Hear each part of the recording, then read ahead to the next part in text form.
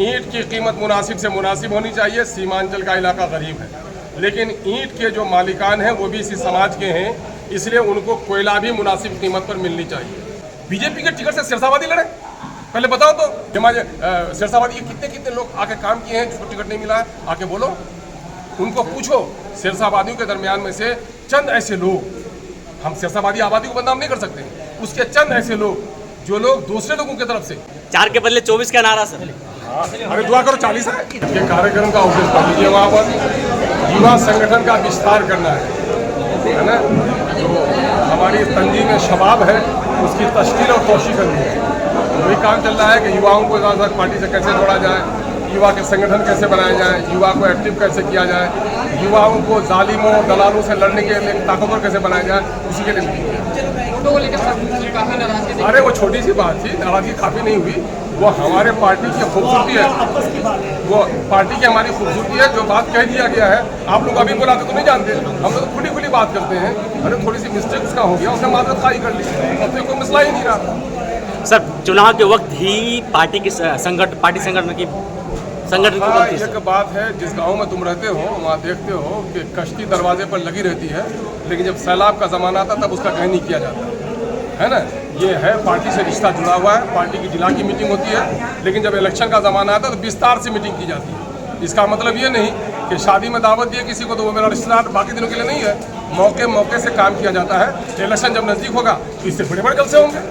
Election हो जाएगा तो 1-1.5 साल तक सिर्फ जो जिम्मेदारान है उसको लेकर बात होगी, बाकी आवाम का काम किया जाएगा। इसमें क्या बात है? सर अक्सर एमआईएम में देखा जा रहा है कि जो पार्टी के मेहनती नेता उनको टिकट नहीं मिलते, जो ऐसे लास्ट में जो ऐसे कितने लोगों को देखा सर अक्सर ऐसे लोगों का नहीं है। ये आरोप है। पार्टी में डिसिप्लिन ये है कि पार्टी का सदर जिसको एक नकट्टा हफ्सी को अगर तुम्हारा सरदार बना दिया जाए तो उसकी पैरवी करो।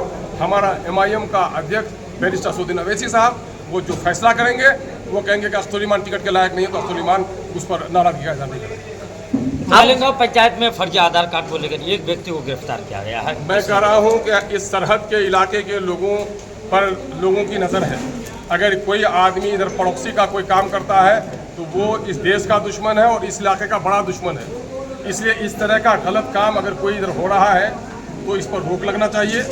महकमे के लोग, डिपार्टमेंट के लोग उस पर सख्त से सख्त कार्रवाई करें, और समाज के लोगों को भी। अभी 2-3 बातें, एक तो फर्जरी का ये मामला है, दूसरा जो नशावर पदार्थ है, नशीली चीज़ें हैं, उसका भी सेवन इधर लोग ज़्यादा कर रहे हैं, उधर बेच भी रहे हैं। मुझे ये भी खबर मिली है कि जो लोग भी इस पैक का कारोबार कर रहे हैं वो रातों रात पैसे वाले बन रहे हैं और पुलिस के लोगों से उनके साठगांठ है। जो लोग इस पार मोरू भारू करते हैं, नेपाल इंडिया करते रहते हैं, ये बगैर पुलिस को मैनेज किए हुए नहीं कर सकते हैं। इसलिए ऐसे लोगों पर कार्रवाई होनी। आपके पार्टी नेता द्वारा जो सर, आपके पार्टी पूर्व विधायक द्वारा जो ईंट मुद्दे को लेकर जो सवाल अभी चल रही है सर, इस पर आपका क्या? सर नई गाँव बस रही है सर। नहीं सुनो, ईंट भाटा की तरफ इनका ऐसा रहा, हिम्मत पूरे तौर पर बोलने को नहीं है इनको, है ना, इशारे में बोलता है। ईंट की कीमत मुनासिब से मुनासिब होनी चाहिए। सीमांचल का इलाका गरीब है, लेकिन ईंट के जो मालिकान हैं वो भी इसी समाज के हैं, इसलिए उनको कोयला भी मुनासिब कीमत पर मिलनी चाहिए। सरकार को बिजली, पानी, सड़क भी उनको देना चाहिए, और ये दोनों काम पर कार्रवाई होनी चाहिए। विधायक गोपाल अग्रवाल का बयान है कि नई सर गाँव बस रही है।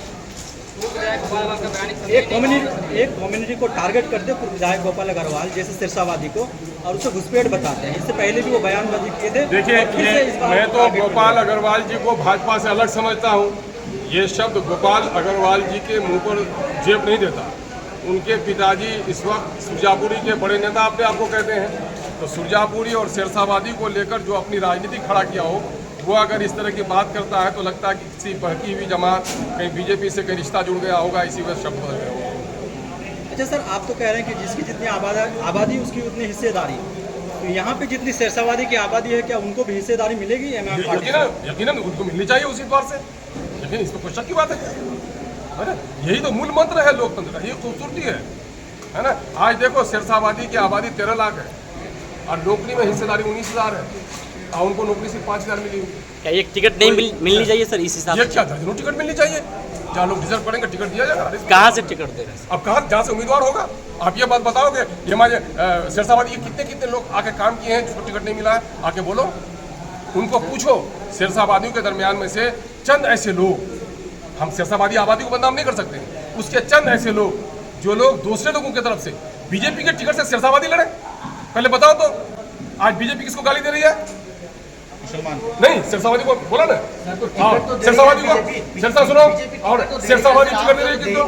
नहीं, टिकट किसने कहा नहीं दे रहे? हम लोग टिकट दे रहे हैं सिरसावादी के। सर आपकी पार्टी में भी तो कार्यकर्ता है सर, शेरशाहवादी कार्यकर्ता आपके पार्टी में भी है सर।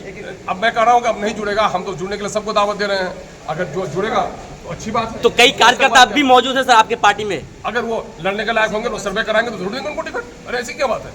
अरे जो बढ़ क्या है, यहाँ बस में मैं है, कोताह दशरी में है महरूमी, जो भर के उठा ले हाथ में मीना उसी का है।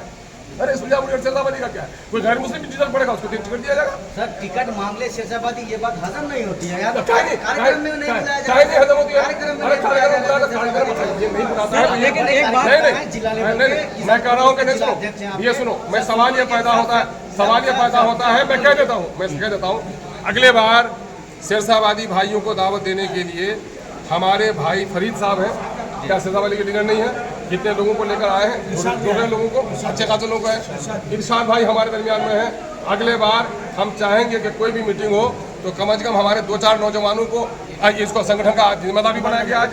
तो बाबू देखो, ये तोड़ने वाली बात मत करो, जोड़ने वाली बात करो, है ना? टूटोगे तो और बिखर जाओ। नहीं सर, ये पार्टी की जो नारा है कि जितनी जिसकी हिस्सेदारी उसकी दावेदारी, हाँ, ये नारा काम है, हो रहा है, ये काम हो रहा है। इतने लोगों को जोड़िए।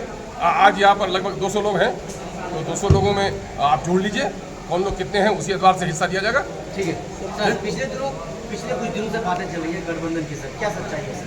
सच्चाई क्या है? हमने खुलकर इसको एक तरफा इश्क मत कहो, बल्कि इसको कहो कि बिहार की बेहतरी के लिए बेहतरीन मशवरा कहो। मैंने 2019 में भी ये पैगाम दिया था, 2020 में भी ये पैगाम दिया, 2019 में पार्लियामेंट इलेक्शन से पहले, 2020 में असेंबली इलेक्शन से पहले, और अभी भी दिया हूँ कि फिरका परस्त ताकतों से लड़ने के लिए सेकुलर ताकतों को मुत्तहिद होना चाहिए। क्या सुरजापुरियों को किसी खास नेता ने पहचान दिया सर? नहीं, सुरजापुरी और शेरशाहवादी की मैं लड़ाई नहीं लड़ रहा हूँ। मेरी पार्टी MIM है, पूरे बिहार के मजलूमों और दलितों की, महरूमों की, मुसलमानों की, दलितों की, हिंदुओं की, सबकी लड़ाई लड़। प्रभारी मंत्री जमा खान ने कहा कि MIM राजद से मिलने के बाद जो है कि भाजपा को कोई नुकसान नहीं है, मुसलमान NDA के साथ है। चलिए, उनका ख्वाब हो सकता है, तो NDA के साथ है तो उनको पूछे ना, अगर मुसलमान NDA के साथ है तो तुमको पोस्ट पालक बना कर क्यों बनाया आपको वजीर? अरे वो भी तो जीत के आया था, MIM की वजह से जीत के आया था, भाग के चला गया उधर, तो उसकी गोद में तो खाली है।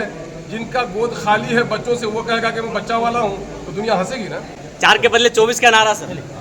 अरे दुआ करो 40 है।